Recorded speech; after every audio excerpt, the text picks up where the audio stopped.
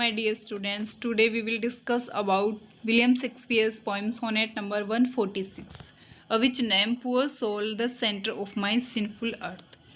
इसका मतलब है कि जो राइटर है वो कह रहे हैं सोल से कि पुअर सोल, ओ बेचारी आत्मा, the centre of my sinful earth, यानी कि ये इस बॉडी के बीच में निवास करती है, अपनी जो सोल होती है वो, और इसको सिंफुल अर्थ बोला गया है अपनी बॉडी को। क्यों? ये अपनी बॉडी है ना, वो सारी इस दुनिया की सारी सुख सुविधाओं, भौतिक सुख सुविधाओं से भरी पड़ी है, तो इसलिए इसको सिंफुल बोला है। एक तरीके से हम इसका मतलब ये भी ले सकते हैं कि जो ये सारी सिंफुल अर्थ है, ये दुनिया है पूरी पापों से भरी हुई है, उसके बीच में हम एग्जिस्ट करते हैं। इस चीज़ का मतलब ये है। So next we will discuss. So in the very first line of the poem, so poet says poor soul the centre of my sinful earth. Same वही बात है कि राइटर बोल रहे हैं कि ओ बेचारी आत्मा, ये जो बेचारी आत्मा है वो मेरी बॉडी के बीच में निवास करती है, ठीक है, सेंटर में निवास करती है। माई सिंफुल अर्थ, इस मेरी जो पाप से भरी हुई है, मैं इस दुनिया की जितनी भी भौतिक सुख सुविधाएं हैं, इन सब चीज़ों से भरी हुई मेरी जो बॉडी है, उसके बीच में ये पुअर सोल है वो एग्जिस्ट करती है, निवास करती है। सो नेक्स्ट लाइन में इसने बोला है कि these rebel powers that the अरे, और बोला है कि ये जितनी भी इस दुनिया की जो भौतिक सुख सुविधाएं हैं, जितनी भी रिबेल पावर्स हैं, यानी कि जो बुरी बातें हैं बोल सकते हैं हम, ये सारी चीज़ें हैं ना, मेरी जो सोल है उसको अरे कर रखी है, मीन्स कवर कर रखी है, सराउंड कर रखी है, घेर रखी है। ये रिबेल पावर्स मेरी सोल को घेर रखी है, ठीक है। रिबेल पावर्स का मतलब समझ गए कि जितनी भी गंदी आदतें हैं, गंदी जितनी भी चीज़ें हैं इस दुनिया की, वो सारी मुझे घेर रखी है। इसका मतलब ये है कि अपनी बॉडी है ना, वो पापों से भरी हुई है, उसके बीच में सोल है वो एग्जिस्ट करती है। सो नेक्स्ट लाइन में बोलते हैं poet, why does thou pine within the and suffer dearth. तो इसका मतलब है वाई, डथ और दाउ एक आर्काइक वर्ड है। डथ का मतलब होता है डू, दाउ का मीन्स होता है यू। सो इस लाइन का मतलब है कि why do you pine within and suffer dearth. वो बोल रहे हैं कि तुम क्यों इतना दुख सहन कर रहे हो। पाइन का मतलब होता है सफ़र करना, इतने सारे दुख पीड़ाएं क्यों सहन कर रहे हो, इतनी सारी भौतिक सुख सुविधाओं इस मोह माया के अंदर क्यों फंसी हुई हो।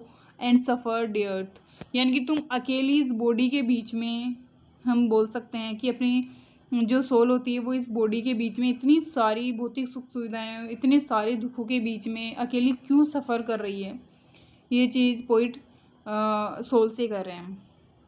सो नेक्स्ट लाइन में बोलते हैं कि पेंटिंग दाई आउटवर्ड वॉल सो कॉस्टली, और वो सोल से कह रहे हैं कि तुम क्यों अपनी बाहरी दीवारों को इतना पेंट कर रही हो इतनी कॉस्टली चीज़ों से, ठीक है। मतलब अपनी बॉडी को सुंदर दिखाने के लिए तुम कितनी सारी चीज़ों का यूज़ करती हो, तो ये सारी चीज़ें क्यों करती हो। आउटवर्ड का मतलब होता है बाहरी, वॉल्स मीन्स होता है दीवारें, मतलब अपनी बॉडी का जो बाहरी लेमिनेशन है उसकी बात हो रही है। कॉस्टली का मतलब होता है महंगा, ठीक है। सो नेक्स्ट लाइन में बोलते हैं why so large cost having so short a lease. बोल रहे हैं कि सो लार्ज को, वाई सो लार्ज कॉस्ट, क्यों तुम इतना खर्च कर रही हो, क्यों इतनी कॉस्टली चीज़ें अपनी बाहरी बॉडी के लिए, आउटवर्ड वॉल्स के लिए तुम खर्च कर रही हो। Having so short a lease, आपको पता है कि अपना जो लीज का मतलब होता है यहाँ पे एक टाइम पीरियड, हम बोल सकते हैं। बोल रहे हैं कि एक इंसान की जो ज़िंदगी होती है वो कितनी होती है, किसी की 40 साल, 50 साल, कोई 25 साल में किसी की डेथ हो जाती है।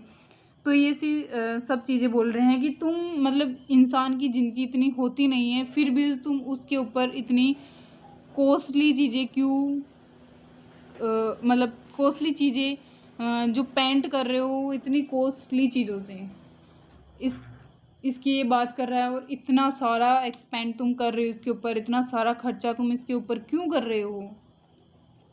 नेक्स्ट लाइन के अंदर पोइट बोलते हैं dost thou upon thy fading mansion spend.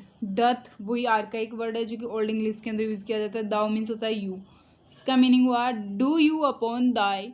दाई भी एक आर्काइक वर्ड होता है, इसका मतलब होता है तुम्हारा। Do you thou upon your fading mansion spend. Mansion का मतलब होता है महल, फेडिंग का मतलब होता है डीके हो जाना। बोल रहे हैं कि ये जो महल है तुम्हारा, उसके ऊपर क्यों तुम इतना खर्च कर रही हो जो कि बहुत जल्दी इसका डीके हो जाए। बोल रहे हैं कि इंसान की जो ज़िंदगी होती है वो बहुत ज़्यादा नहीं होती है, वो जल्दी ही मर जाता है, ठीक है। तो फिर भी तुम इसके ऊपर इतना खर्चा क्यों कर रही हो, स्पेंड क्यों कर रही हो, इतना जो खर्चा है स्पेंड करना, व्यतीत करना बोल सकते हैं। मेंशन होता है महल, कि इस महल के ऊपर तुम इतना सारा खर्चा क्यों कर रहे हो, इसकी बहुत जल्दी डीके हो जाएगा, यानी कि बहुत जल्दी तुम चले जाओगे उसके बाद भी। सो नेक्स्ट लाइन में बोलते हैं shall worms inheritors of this excess. बोल रहे हैं वॉर्म्स का मतलब होते हैं कीड़े मकोड़े, इनहेरिटर्स का मतलब होते हैं वारिस। बोलते हैं घर के अंदर कि ये हमारा वारिस है, सेम इसी तरीके से ये चीज़ बोल रहे हैं पोइट सोल से, बॉडी की बात कर रहा है कि तुम्हारे जाने के बाद। विलियम शेक्सपियर बोल रहे हैं ये जो इस लाइन में बात की गई है कि shall worms inheritors of this excess, तो इसके अंदर विलियम शेक्सपियर के जो टाइम एरा था, मतलब टाइम पीरियड था, उस टाइम है ना लोगों को जलाया नहीं जाता था, दफनाया जाता था। तो ये बोल रहे हैं कि तुम्हारे दफनाए जाने के बाद, यानी कि ग्रेव में तुम्हारे को ग्रेव के अंदर डालने के बाद जब तुम्हें ऊपर से बिल्कुल ढक दिया जाएगा, उसके बाद जो वर्म्स होंगे, जो कीड़े होंगे, वही तुम्हारे इनहेरिटर्स होंगे, यानी कि वही तुम्हारे वारिस होंगे, वही तुम्हें खा जाएंगे। तो फिर नेक्स्ट लाइन में बोल रहे हैं कि इट अप दाई चार्ज, क्या यही तुम्हारा चार्ज होगा। सोल से बोले क्या यही तुम्हारी रिस्पॉन्सिबिलिटी है कि तुम तो चली जाओगी और इस बॉडी को कीड़े खा जाएंगे। Is this Dai bodies and, Dai means होता है योर, तुम्हारी, क्या यही तुम्हारी बॉडी का एंड होगा कि तुम मर जाओगी, मतलब तुम्हारी बॉडी है वो मर जाएगी और जो कीड़े मकोड़े हैं वो तुम्हें खा जाएंगे, ये सारी चीज़ें हैं वही तुम्हारी रिस्पॉन्सिबिलिटी है। तो ये बोल रहा है टोटली बात ये कहना चाह रहा है कि तुम जितना अपने इस मेंशन के ऊपर, इस महल के ऊपर इतनी सारी कॉस्टली चीज़ें तुम स्पेंड कर रही हो, लगा रही हो अपनी, मतलब खुद को सुंदर दिखाने के लिए, तो तुम ये सब चीज़ें न करके तुम अपने कर्म अच्छे करो, इस चीज़ की बात ये कर रहा है।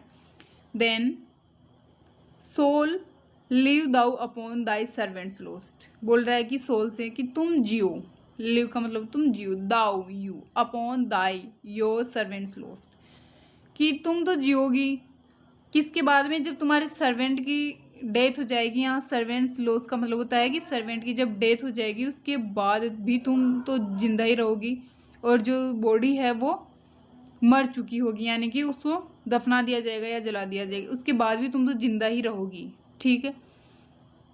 And let that pine to aggravate thy store, aggravate का मतलब होता है प्रोवोक करना, किसको भड़काना, मतलब समझाना एक तरीके से हम बोल सकते हैं।